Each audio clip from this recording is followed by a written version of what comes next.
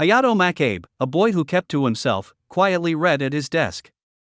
He clutched his stomach, gnawed by hunger, while nearby girls happily conversed, oblivious to him. He quietly observed the two girls laughing cheerfully, never acknowledging his presence. Feeling isolated and weak, he slowly rose from his desk and headed for the sink. With trembling hands, he turned on the tap, desperate to quell his hunger. Slumping over the basin, he drank water, easing the pain in his empty stomach. A group of girls approached confidently, confronting Hayato. One girl deliberately bumped into him, knocking him to the ground. Minanasaka yelled at him for being in the way, calling him a loser while her friends stood behind her. As Hayato tried to explain himself, they mocked him further, refusing to listen. The girls laughed cruelly, insulting him for his poverty and for only drinking water for lunch. Hayato muttered in frustration, trying to hold back his emotions. After the bullying, the girls walked away confidently, sneering at him as a bottom feeder not worth their time. Standing alone, Hayato looked out the window, his reflection showing his escalating despair. He clutched his head in frustration, cursing his helplessness and thinking, "Damn it!" Hayato hesitated at the classroom door before entering.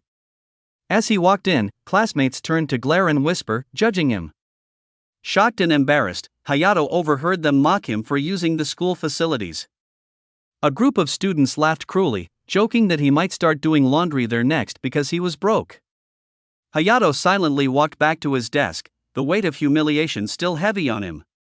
As he pulled out his chair, someone else's sudden movement caught his attention. He lifted his gaze, slightly alarmed by what he saw or heard. The crazed government agent, Makuzuka, appeared, holding a blood-stained box. He declared the students promising test subjects. The students were surprised to learn that a new teacher had been dispatched by the government. Makuzuka confirmed he would be teaching them and opened a case filled with mysterious, pink-splattered gear. Holding up a pair of glowing blue lenses, he commanded the entire class to wear them as part of a government order. The students hesitated, confused and concerned, especially one girl who mentioned she already wore contact lenses. Hayato examined the lenses, noting that they could adjust vision automatically, even with glasses. Curious but cautious, he put one in, wondering about the true purpose behind this government directive. With the entire class now wearing the lenses, Makuzuka prepared to initiate the next phase. Grinning maniacally, he announced the experiment's start, warning them not to remove the lenses because they were self-cleaning. One girl questioned the nature of the experiment, confused about it involving contact lenses. Hayato's vision suddenly shifted, and he noticed something strange through the lenses. He could now see glowing numbers floating above people's heads. Makuzuka explained that these numbers represented each person's friend count, revealed by the friend counter system. The students were declared official test subjects in a government-run experiment called the Friendship Culling Project. Makuzuka wrote the project name on the board, stating that only people within that class could be considered for friend counts.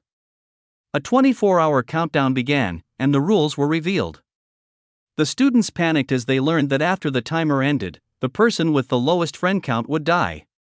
A smug student warned others to be careful if they didn't have many friends, hinting that competition had already begun. Makuzuka announced that the deadline for the deadly friend count experiment would be by 5th period tomorrow. A student angrily demanded answers, shouting in disbelief at the insane rules. Makuzuka reminded them that friendship must be mutual and mocked those without friends, saying it was not a joke. Another student reacted in frustration, thinking this entire setup was absurd and demanding it be stopped. A student inspected his eye and noticed something wrong with the contact lens. Moments later, his eye exploded in a burst of blood, sending him into a painful death. His body collapsed lifelessly over the desk, covered in purple and red fluid. Makuzuka stood above him, warning everyone that the lenses contained a poison that melted the eyes and brain if tampered with. Hayato, now with a glowing 0 above his head, realized with dread that this deadly game was absolutely real. Makuzuka closed his case, signaling the end of his announcement with chilling finality. He warned the class that human relationships now directly determine life or death, urging them to learn this lesson. As night fell, students quietly sat at their desks, the glowing friend counters above their heads displaying varying numbers. Hayato clutched his head in panic, realizing he had zero friends and believing it impossible to form bonds in just 24 hours. Feeling the pressure of the deadly countdown, Hayato suddenly decided he had to escape. He sprinted through the school hallway, hoping to find a place to hide without drawing attention. Gasping for breath, his panic rose as the glowing zero still hovered above his head. Turning a corner, he spotted Makuzuka ahead and froze, realizing he had been caught in the act. Hayato noticed a quiet boy down the hall, seemingly trying to open a window. He realized the boy's friend count number was green, unlike theirs, possibly indicating he was from another class. Hayato approached him and asked if he was also attempting to escape the experiment. The boy softly confirmed, saying, "Yeah," revealing they shared the same hopeless situation. Hayato urgently told the other boy to jump first as someone approached. The boy hesitated for a moment, then climbed onto the window ledge. With a determined leap, he jumped out, gritting his teeth midair, landing safely on the grass outside, crouched and ready to run. The boy who jumped suddenly screamed as his eyes melted, purple liquid gushing out. Hayato watched in horror from the window, shocked by the gruesome sight. Before he could react, someone grabbed his shoulder from behind. Makuzuka appeared beside him with a sinister grin, asking, "What are you doing?" As Hayato froze in fear, Makuzuka accused him of letting the other boy jump first to test if it was safe. Hayato panicked and denied it, insisting he never intended to use the boy as bait. The dead body lay on the grass, purple liquid staining the ground, showing the brutal reality of the experiment. Makuzuka coldly explained, "This isn't about building friendships. It's about survival, manipulation, and pretending to belong." The scene concluded with giant ants feasting on the boy's remains, reinforcing how merciless and inhumane this system truly was. Makuzuka finished his twisted lesson, stating that people must be used as stepping stones to survive. He looked at Hayato's glowing zero and mocked him, acknowledging his complete lack of social value. With a sinister smirk, he warned Hayato that being at the bottom made him an easy target in this deadly game. Hayato gulped nervously, stunned by the realization that he might be the class's first chosen victim. Night fell over the school, and the deadly countdown continued. Students casually ate snacks and chatted, seemingly unbothered by the looming threat. Hayato stared at his food, thinking it must be nice to have friends, feeling no appetite himself. He watched others laugh and talk, wishing someone would simply reach out and become his friend. Hayato realized that if he gained a friend and raised his number, someone else would drop to zero and die instead. He recalled Makuzuka's chilling words, understanding he was being targeted by everyone as the expendable one. With a mix of anger and fear, he questioned if he truly deserved death just for having no friends. Suddenly, an announcement stated that smartphone communication restrictions had been lifted, hinting at a possible way to reach out or survive. An announcement warned that discussing the experiment would result in penalties and that all communication would be censored. A student tried to call his mom, pretending everything was fine while hiding the truth. Hayato was surprised as he received a message on his phone during this restricted time. The message was from someone named Kasaki, saying they had made curry without meat, reminding Hayato of someone who still cared about him. Hayato checked a message from Kasaki but was disappointed when it was just a request for money. He clenched his phone in frustration, thinking to himself that it was always like this, people only contacted him when they wanted something. Later, he walked up the worn staircase of his apartment building, exhausted and alone. With a heavy expression, he continued down the corridor, weighed down by both the experiment and his life circumstances. As Hayato returned home, he heard strange noises and voices behind the front door, hinting at something disturbing. The dialogue became increasingly unsettling, filled with moans and bizarre phrases about fortune and desire. Hayato opened the door quietly, his expression tense and unreadable. Inside, he saw a woman laughing with a bald man during a bizarre ritual, leaving Hayato confused and likely disgusted by what he had just witnessed. The bald man chanted about absorbing fortune into his body as golden energy dramatically fell. The woman reacted ecstatically. With a smirk, the bald man turned to Hayato, complimenting how much he had grown since they last met. He performed the same fortune ritual over Hayato, calling it a blessing. The woman thanked him joyfully and snapped photos while Hayato stood uncomfortably, unsure how to respond to the absurd scene. Hayato walked into the room where his younger sister, Kasaki, sat quietly in the corner while the bald man continued his fortune ritual.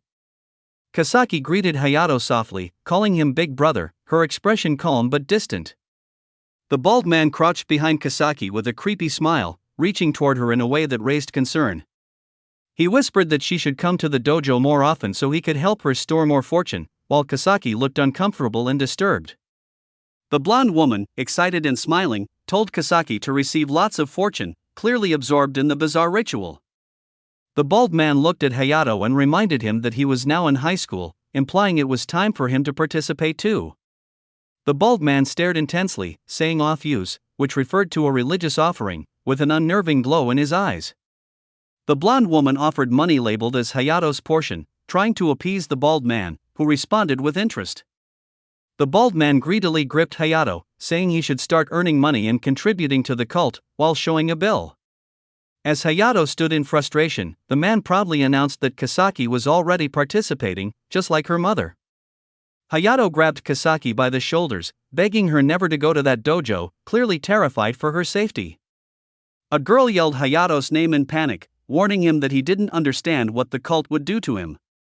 The blonde woman angrily slapped Hayato and screamed at him in frustration. Hayato, touching his injured neck, questioned her sanity as she yelled that not storing fortune would ruin him. She furiously claimed that failing to store fortune would not only make him miserable in this life but cursed in the next.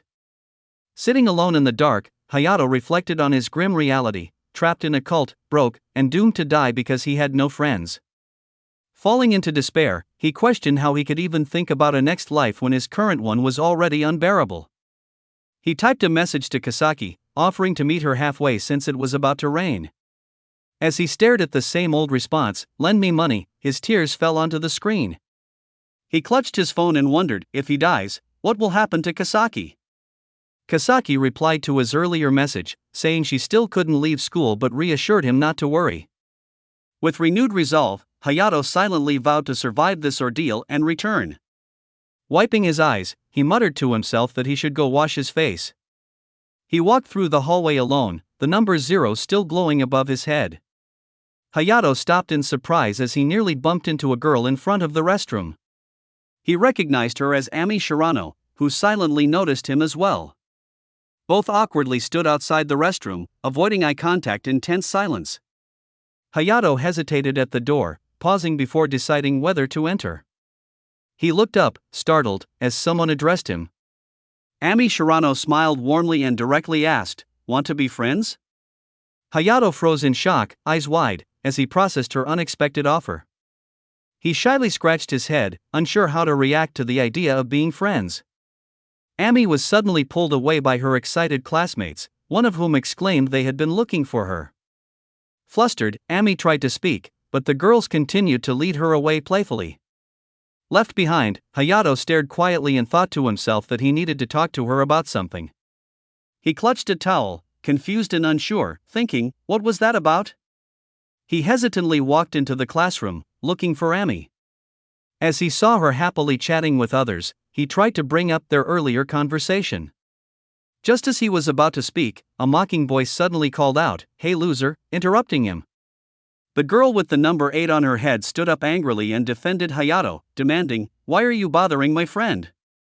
Hayato quietly responded that he just wanted to make friends too, while others looked away uncomfortably. The girl sarcastically asked the class if anyone wanted to be friends with him, clearly trying to embarrass him. She pulled out a charm and mocked him, revealing it was something his mother had sold to her dad for money, humiliating Hayato in front of everyone. Hayato was shocked and disturbed to learn that the charm had been sold for 50,000 yen, silently thinking to himself that the cult was insane. A flashback image showed the girl's happy family before the divorce, as someone accused Hayato's mother of immoral actions for cult donations. The girl angrily claimed Hayato's mom had deceived her father and broken up their family, venting all her resentment. Hayato, feeling guilty but helpless, quietly apologized and insisted he hadn't done anything wrong. The blonde girl furiously revealed the charm's contents. Shockingly, it held an old man's fingernail, exposing the scam. She lashed out, accusing Hayato of talking about happiness while being part of something that had ruined her family. Hayato remained silent, but his sharp glare and bitter words suggested that perhaps dying would be the only way to redeem his worth. A peaceful view of the school building contrasted with the chaos inside, hinting at the silent pressure and isolation he endured. A timer on the wall showed just under an hour remaining. Tension built as the countdown continued. Hayato imagined a gruesome fate, panicking as he envisioned himself dying from the eye-melting contacts like the others. Meanwhile, the blonde girl casually leaned over, asking a classmate to borrow a tablet out of boredom. The classmate hesitated, saying she had just bought it and wanted to read it first, leaving Hayato dumbfounded at how trivial their concerns were. The blonde girl threatened the purple-haired girl, saying she would stop being her friend if she didn't lend the manga. She pretended to be sweet, claiming true friends should share, while pressuring her with a fake smile. Meanwhile, other girls gossiped behind Mai's back, mocking her for always borrowing things. Hayato silently watched the scene unfold, frustrated, realizing how shallow and cruel the situation was. He was on the verge of death, yet they only cared about manga. Hayato panicked internally, realizing he had no clue how to survive this deadly experiment. Desperate, he thought of giving an old manga to Mai, hoping it might earn him some favor. He checked his desk drawer, thinking the manga should be good enough even if it was old, but to his shock, it was missing, leaving him confused and more anxious. Hayato panicked after discovering his manga was missing and frantically checked his desk. He was certain it had been there yesterday and now believed someone had stolen it. Outraged, he questioned how anyone could steal during such a dangerous time. Recalling the earlier scene, he suspected the thief might be one of the girls mocking Mai. Hayato observed the classroom and realized Mai wasn't reading the manga she had picked up, confirming his suspicion. He grew more certain that she was the one who had stolen it. With only 14 minutes left, Hayato panicked and knew he had to act quickly. Meanwhile, another girl mentioned Mai never returned a dictionary she had borrowed, even though she never studied. Hayato suddenly got an idea and thought, maybe he checked the time on his phone, 11:25. Realization struck him as he stared closely at his screen. Determined, he quickly moved to stand up from his seat. Hayato brought up the gray electronic dictionary he suspected had been stolen and sold. Girl 5 reacted, realizing he was talking about the item she had lent to Mai, confirming it had her name on the back. Hayato revealed the listing from a week ago, showing the item being sold online for 2,000 yen. Girl 4 furiously confirmed it was hers, pointing out the name had been erased with a marker. Girl 4 angrily confronted Mai, accusing her of selling the electronic dictionary on a flea market app. Mai, lounging confidently, feigned ignorance and pretended not to know what Girl 4 was talking about. Girl 4, now holding the phone as evidence, demanded Mai admit that the online account used belonged to her. Girl 5 nervously warned Girl 4 that standing up to Mai might have consequences, showing clear fear of retaliation. Girl 5 was shocked, realizing the DVD set she had lent to Mai was being resold. Girl 4 stood firm, watching her reaction. Girl 5 angrily showed the item on the app, declaring it was the signed set she treasured. She furiously told Mai that selling it was unforgivable because it had her favorite artist's signature. Mai, still unfazed and laid back, smirked and challenged them to prove the account actually belonged to her. Hayato firmly demanded Mai show her phone. As Girl 5 and Girl 4 turned toward him, he revealed a rare manga listing on his phone, stating only 100 copies existed and it had been drawn by a friend of his father 15 years ago. A girl realized the sound they had heard earlier was a purchase notification, confirming Mai had just bought it. Mai was shown in shock and dread, caught red-handed with her phone still in hand, surrounded by students. Hayato accused Mai of listing his rare manga for sale. He demanded she show her notification screen. Mai yelled in denial, claiming innocence despite her flustered expression. Hayato calmly stated the shipping date was supposed to be 1 to 2 weeks later. He grabbed the manga from her desk, adding that since it was already there, he would just take it back now. The girl thanked Hayato and returned the item to him with a grateful smile. She then confronted Mai directly, stating she didn't want to be friends with a thief. Mai was visibly shocked and confused, asking what she was talking about. From an overhead view, multiple classmates declared they were also ending their friendship with Mai. The red and purple classmates recalled how it was Mai who had suggested sacrificing Hayato, revealing her manipulative side. They both agreed that kind of behavior was frightening and declared they didn't want someone like her in their class. A counter above Mai's head dropped to 1, signaling her social status or support was almost gone. She looked shocked and panicked. The red classmate cheerfully waved goodbye, announcing he was ending their friendship too, leaving Mai stunned and alone. Mai screamed in desperation, clutching her head as her social value hit rock bottom, completely overwhelmed and breaking down. The countdown timer showed only 4 minutes and 19 seconds remaining, heightening the tension of an inevitable consequence approaching fast. Mai screamed in rage, accusing her classmates of betrayal with bloodshot eyes and a furious glare. 2 students who once sided with her now casually exposed their resentment, saying she always made them pay for drinks. Another classmate coldly admitted she wished they had never been in the same class. Mai sat on the floor, stunned and pale, as the final rejection landed. "It's your own fault." A classmate sighed in relief, smiling faintly, finally free from Mai's grip. She muttered that she felt refreshed. She turned to Hayato with a soft smile and asked if they could be friends, surprising him. Hayato, wide-eyed and overwhelmed, asked if that was really okay, clearly touched. Another girl also raised her hand from her seat, cheerfully asking to be his friend too if he was okay with it. Hayato exhaled in relief, a small smile forming as he whispered, "Thank goodness he won't have to die." Meanwhile, Mai's eyes widened in fear and disbelief, her body trembling on the ground. The countdown on her forehead hit 3:02 as she clawed toward the desks, desperate and panicked, tears streaming. She gasped in horror, her voice shaky and broken, as the realization set in that her time might be up. Mai dropped to her knees, screaming and pleading, her desperation raw. She begged to repay everyone for the drinks if they would just be her friend again. The others sneered at her offer. One replied coldly, they don't want her money, just to be left alone. Silence filled the room as Mai sat alone on the floor. Hayato and the rest watched from a distance, unmoved.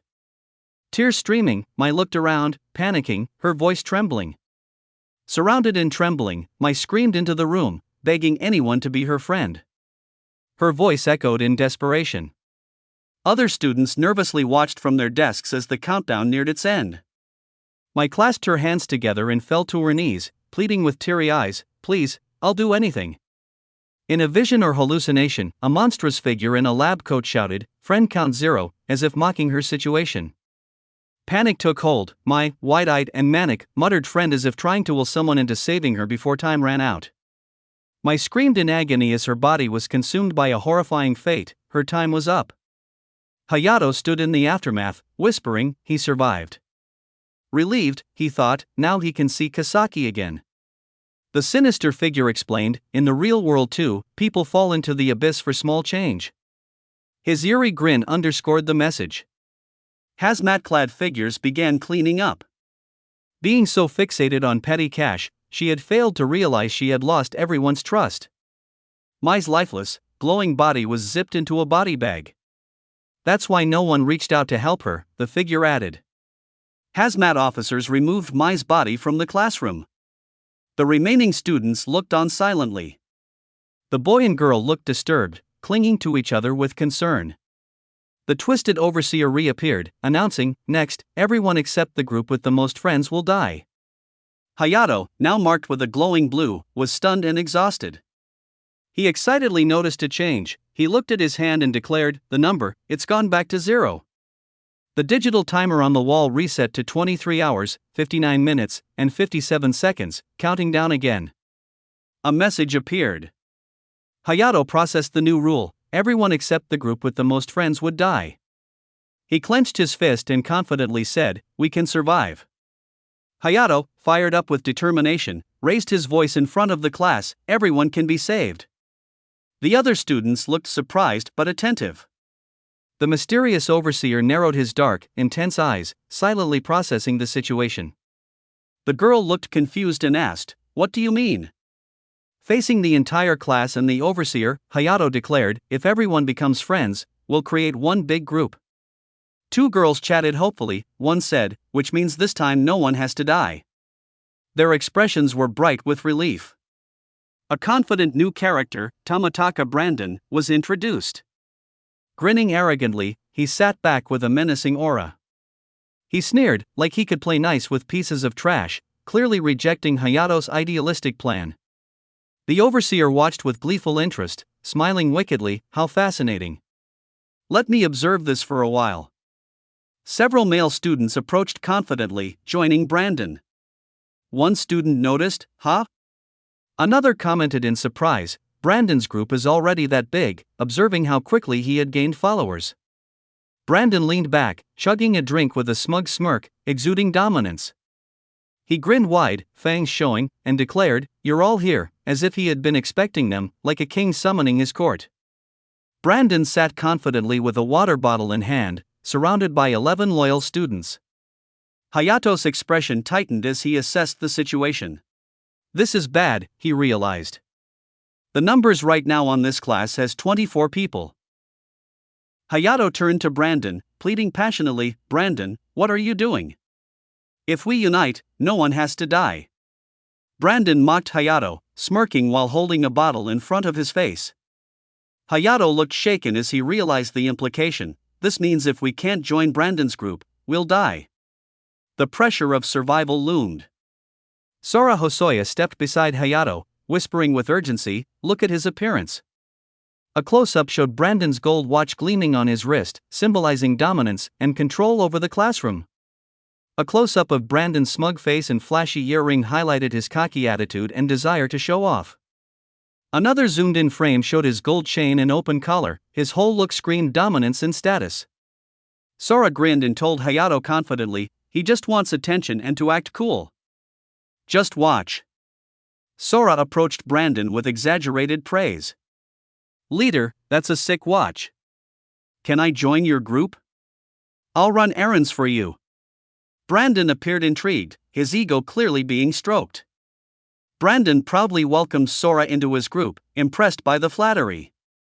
Brandon's allies turned to the rest of the class with smug expressions. One taunted, "So, who wants to join next?" making it clear that survival now depended on joining their side.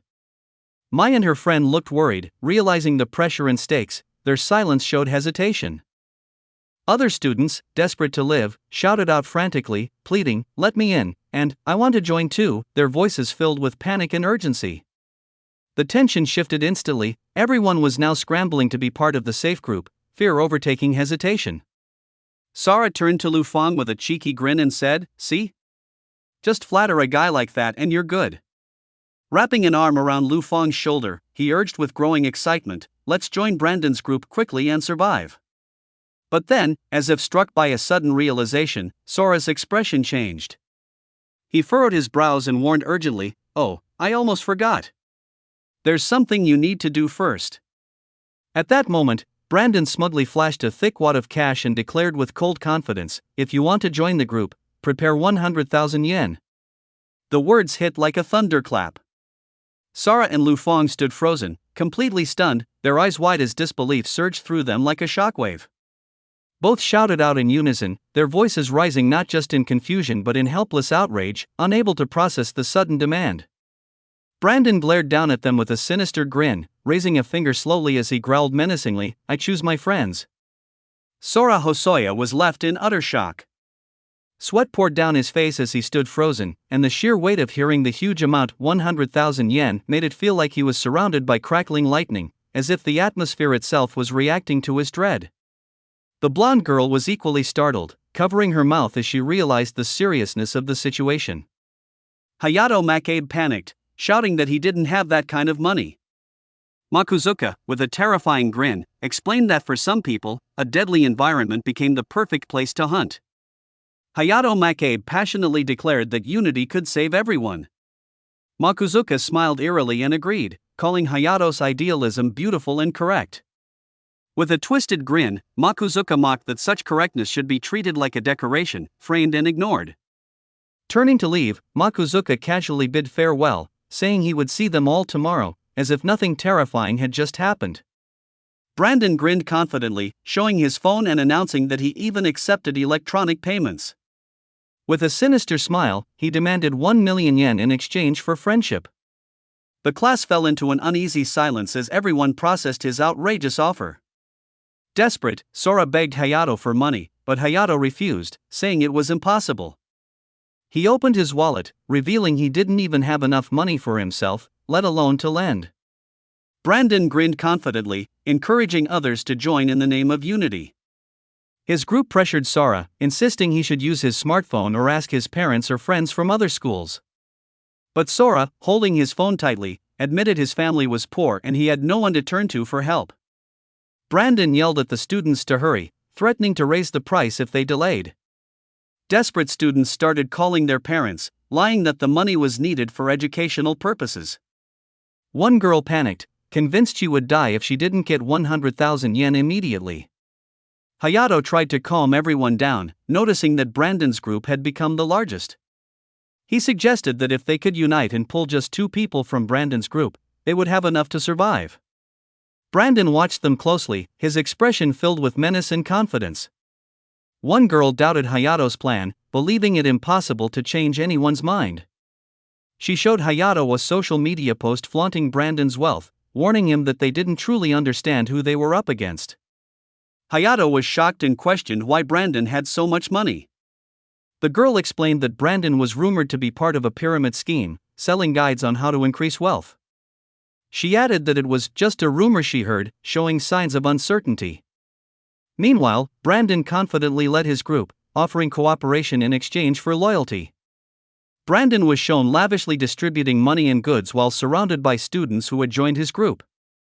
Hayato protested, saying it was wrong, as others looked uneasy. Another student reminded everyone that even Brandon's followers were human and shouldn't be blindly condemned. As tension built, someone lit a cigarette, emphasizing the need to value human lives over material things. Hayato tried to rally the class, shouting that 10 lives were at stake and they shouldn't be swayed by petty cash. Brandon, amused, casually asked a classmate to lend him their arm for a moment. He grabbed their arm while holding a cigarette, making the situation even more uncomfortable. With a menacing grin, Brandon mocked their words and questioned what they meant by calling his money petty cash. Brandon cruelly pressed a burning cigarette against a student's arm, causing him to cry out in pain. He smugly warned not to underestimate the power of money, clearly enjoying his dominance. With twisted logic, Brandon praised the injured student for enduring pain, using it as proof of loyalty. Slamming his foot down, he shouted that their bond was built on strength, not to be taken lightly. Brandon coldly demanded 100,000 yen from anyone who valued their life. His followers confidently urged others to join, claiming they were worth far more than that. Hayato hesitated, clearly distressed and unsure of what to do. Eventually, another classmate gave in, reluctantly joining Brandon's group out of fear of dying. Hayato and the blonde girl watched in shock as Shirori walked away from them. Shirori silently approached Brandon, leaving her friends behind.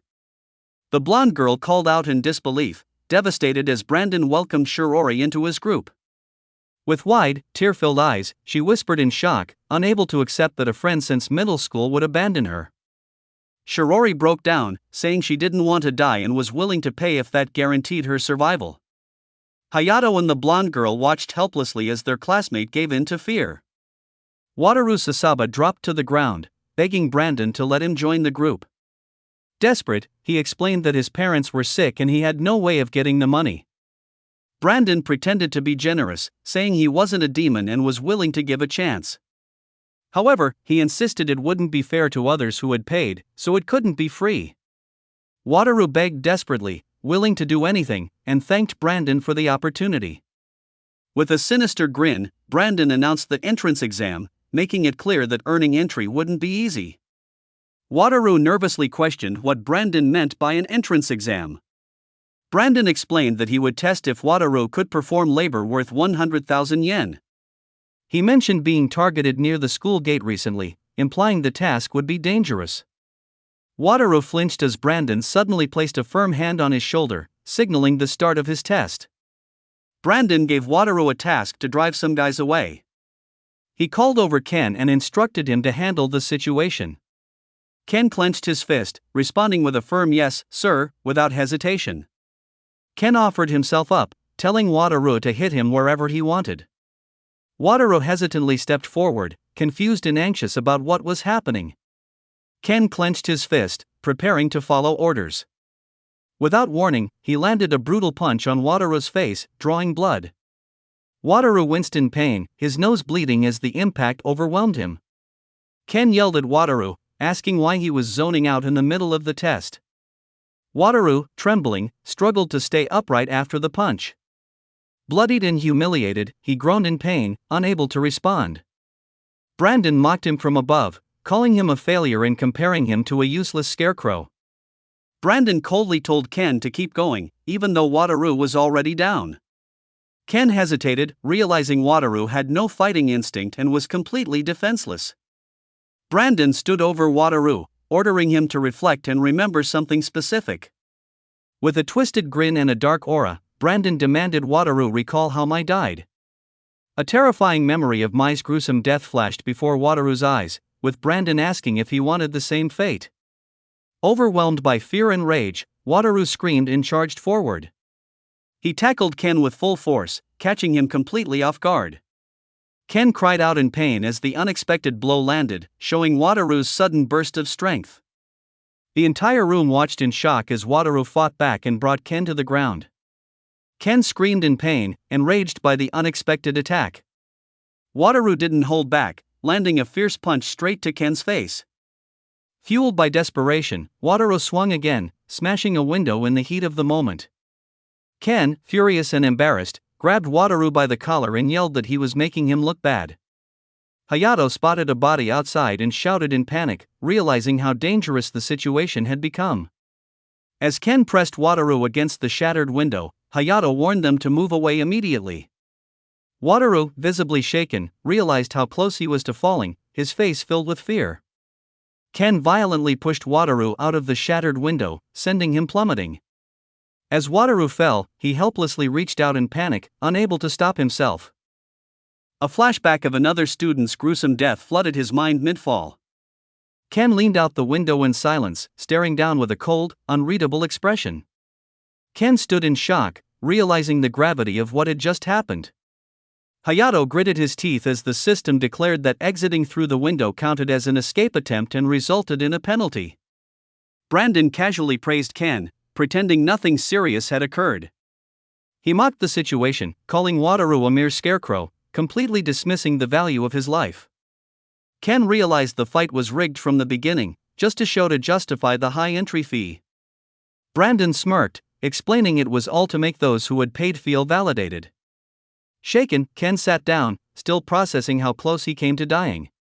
As he knelt by the broken window, Brandon casually approached him, calling out with a smug "Hey."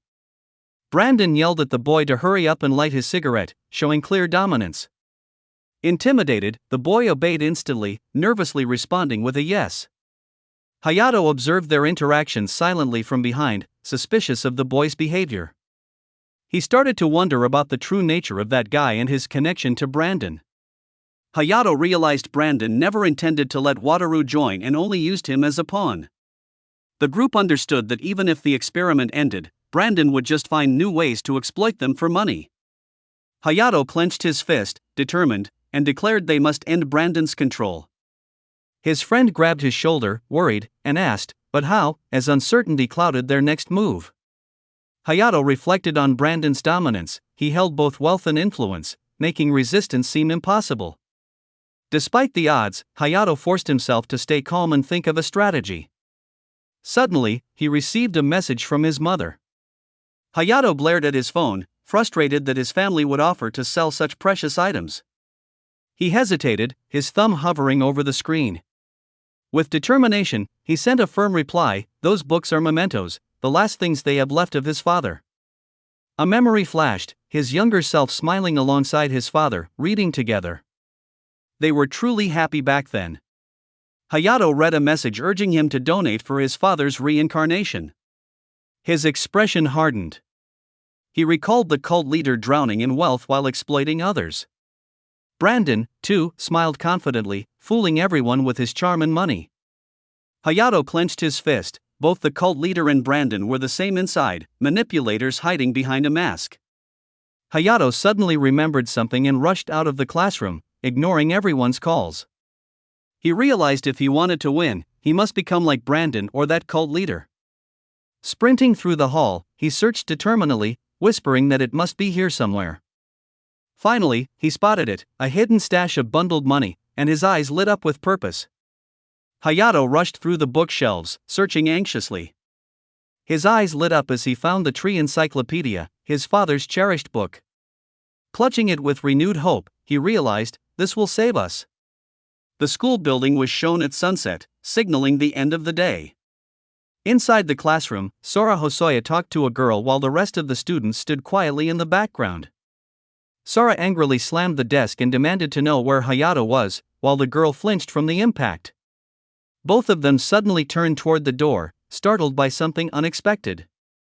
Brandon leaned back with a smirk and suggested playing a game to make things more exciting, offering a reward to the winner. A group of students with glowing numbers watched eagerly, intrigued by the proposal. The blonde girl nervously warned Sora not to look at them, hinting at danger or manipulation. Brandon smiled confidently, saying he admired those who dared to challenge themselves. Brandon mocked Sora in front of the class, calling him trash and belittling his fear. He approached confidently with a grin, enjoying the control he held. When questioned, Brandon claimed it was an accident and explained he only intended to hit Sora a few times before accepting him. He suddenly softened, saying he was human too and didn't want to see anyone's brain explode and die. Brandon proposed a new idea with a sinister smile, suggesting they play tug-of-war instead. Sora looked up at him, surprised by the unexpected challenge. The girl calmly told Sora to let her handle it, assuring him it was just a game. As night fell, the school building glowed under the full moon, setting a tense atmosphere. Two teams stood on opposite sides of a rope, preparing for a game of tug-of-war. Brandon grinned confidently as he sat among his large team, ready to begin. Sora protested, pointing out the unfair number of players and the small girl on their side. The shy girl stood alone, looking nervous but determined. As the match was about to start, Sora and the girl reacted with concern, realizing that Shy was their only teammate. A sinister smile appeared as someone declared that the players were ready. Brandon confirmed the setup and asked if the items were prepared for the game. Two students walked in carrying buckets, confirming they had brought everything needed. Two buckets with heavy lids were placed on the ground in front of the students. Sora looked confused and asked what they were, sensing something was wrong. Brandon grinned wickedly, calling them exclusive glass shoes and demanding excitement. The girl stared in horror, trembling and whispering, "No, no," as fear took over. Inside the bucket, glowing shards of glass were revealed, making it clear they were dangerous. Brandon smirked and insisted they had to wear them, mocking their hesitation. Sora and the girl looked stunned and speechless, struggling to process the cruel demand. Meanwhile, Brandon and his group laughed together, clearly enjoying the twisted game. The girl hesitated fearfully, standing on the edge of the bucket filled with glass. She slowly lowered her foot toward the shark shards below. She screamed in pain as her foot made contact, unable to endure the agony. Brandon yelled with excitement, urging her to jump in completely with a crazed expression. The girl screamed uncontrollably, blood spilling as she stood in the buckets filled with glass. Brandon shouted at Sora, demanding him to put them on too. Sora closed his eyes, sweating heavily, trying to summon the courage. He finally stepped in, his leg trembling as the pain started to set in. Brandon snapped his fingers and announced the start of the game. Shirori rushed forward and grabbed the rope tightly as the tug-of-war began. Brandon shouted at her aggressively, warning her of the consequences if she lost. With fierce determination, Shirori yelled back that she would do it, ready to give her all. Ken, presumably the girl injured earlier, if her name is Shirori, screamed for Shirori to stop, overwhelmed by pain as she was dragged forward. Shirori apologized but said she couldn't disobey Brandon, fearing the consequences. Sora cried out in agony, pulling with all his strength while standing in glass. Both Ken and Sora collapsed onto the floor, bloody and exhausted from the game. A bloodied foot and shattered glass marked the end as the announcer declared, "We have a winner." Hayato entered the classroom, shocked to see what was happening, and demanded an explanation. Sora, kneeling beside the injured girl, said they were told winning the game would let them join the group. He insisted there was no other choice, fearing what might happen if they refused. Hayato gently reached out and told them it was time to go, while Brandon smugly mocked that they would all come crawling back eventually. Hayato helped Sora walk out of the room, supporting him, while the girl followed behind. They sat on the stairs as Hayato tended to Sora's bloodied, injured feet. Sora told him to stop, saying it didn't matter since he was going to die tomorrow anyway. Regretfully, he admitted that if he had known things would turn out like this, he never would have asked. Hayato told them there was a way to survive without relying on Brandon. Sora listened quietly, showing a mix of hope and worry on his face. Hayato stood up with a bag, explaining he had thought of a plan, but it would take time, and they must not take another exam. As Hayato prepared to leave, Sora called out for him to wait, concerned about what he was planning. Sora and the girl watched Hayato walk away again, frustrated that he always acted alone. A countdown timer rapidly ticked down, showing they were running out of time. Panicked, the girl asked what they should do now with so little time left. Sora clutched his head, admitting he still had no idea what to do in this situation. The girl clenched her fist and declared that she didn't want to die without doing anything. As she and Sora returned to the classroom, Brandon mocked them while chatting with his group. Brandon smirked and told them to give up on Hayato, suggesting he had already failed or run away. Sora glared back, accusing Hayato of disappearing again after claiming to have a plan. The girl cried out desperately, begging Brandon to let her join his group. She fell to her knees and pleaded, saying she was willing to take any kind of exam. Brandon turned to Sora and asked what he planned to do. Sora hesitated, thinking to himself that she was right, this might be the only way left. Sora desperately begged for another chance, bowing down before Brandon. He and the girl lowered their heads as a red tool was thrown in front of them. Brandon instructed them to tear off each other's nails with the tool, grinning with excitement. As Brandon shouted for the exam to begin, Hayato appeared at the door, calm. Hayato warned them once again not to take any kind of exam. He stood silently at the doorway, returning with a calm but unreadable expression. Sora and the girl confronted him, demanding to know where he had been. The girl urgently pleaded with Hayato to join them in begging for mercy. Surrounded by Brandon and his group, Hayato remained composed as the girl repeated her desperate request. Sora yelled in frustration, saying they had no other choice. In the end, he and the girl knelt in front of Hayato, awaiting his decision. Hayato told them to stay in the group, assuring them there was no need for any harm. Calmly, he tossed the tool away, revealing that with less than 10 minutes left, the danger had already passed. Brandon glared intensely, confused and angered by Hayato's words. Hayato calmly threw back a chair and questioned Brandon's understanding of disappearing. He coldly explained that he was referring to Brandon's entire friend group. Brandon clenched his teeth in rage as the truth began to sink in. Brandon grabbed a bottle filled with a mysterious pink liquid and threatened that his enemies would die with their brains spilling out. Enraged, he hurled the bottle at Hayato while yelling not to act so cocky. The bottle hit, startling him but not knocking him down. As the bottle rolled away near his foot, Hayato calmly began to say, "From now on," signaling a shift in control. Hayato confidently declared that his group would soon become the largest. He offered the others a chance to switch sides before it was too late. Shirori and her group mocked him, saying they had already paid to be in Brandon's group and would never switch. Brandon scoffed, pointing out he had 8 people while Hayato had only 3. Adjusting his glasses, Hayato calmly responded that there was also a reality where that situation got reversed. Hayato called out to Ken, who immediately walked away from Brandon's group. Brandon was stunned and questioned where Ken was going. Ken approached Hayato without hesitation, showing his decision. Hayato smiled confidently while Wataru and the girl reacted with shock and surprise. Students from Brandon's group noticed something strange and questioned what was happening. Brandon angrily yelled at Ken, demanding to know what he was thinking. Several members of Brandon's team began walking toward Hayato. One of them firmly told Hayato to keep his promise, showing they had switched sides. The boy and the girl were stunned by the sudden shift, calling it amazing and confusing. Brandon's former members panicked as their group numbers rapidly dropped. Brandon lost control and yelled furiously, trying to stop others from leaving. He confronted Hayato and demanded to know if he thought he could get away with sabotaging everything. The boy tossed a token or coin back, saying he was returning it. He declared that he no longer owed anything, cutting ties clearly. Another boy removed a band or bracelet from his wrist, also stepping away. A girl picked up the returned item, observing it with a serious expression. Several students began placing their accessories or symbols of allegiance on a table, indicating defection. Brandon looked shocked as a girl boldly stood in front of him, refusing to submit. Others expressed their disbelief, realizing more students were abandoning Brandon. Hayato calmly warned there were less than 20 minutes left and asked Brandon what he planned to do now. Hayato surprised everyone by stating he meant to include all of them.